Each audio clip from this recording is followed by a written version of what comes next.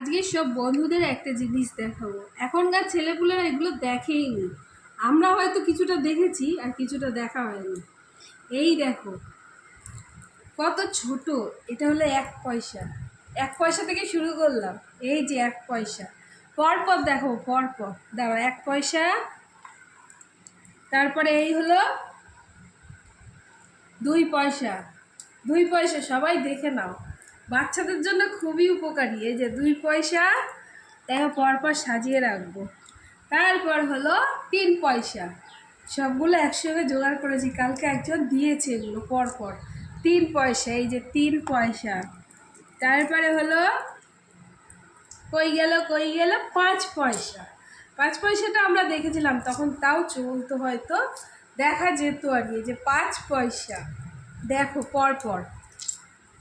5-এর পরে হলো 10 পয়সা। দেখো মনে পড়ে সেই দিনকার কথাগুলো। 10 পয়সা কতদিন আগেকার, সব বিলুপ্ত হয়ে গেছে 10 পয়সা।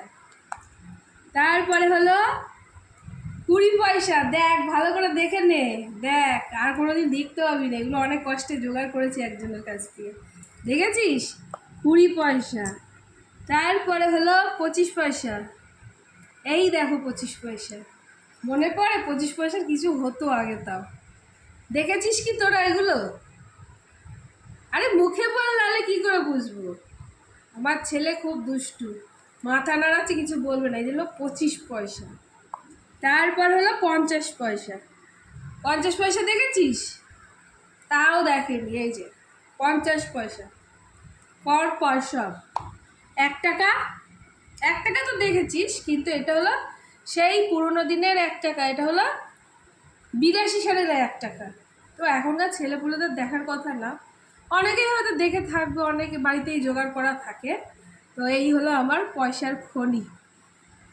দেখো কেমন লাগলো? 1 2 3 5 10 20 25 50 1, একদম পরপর সাজিয়ে দিলাম।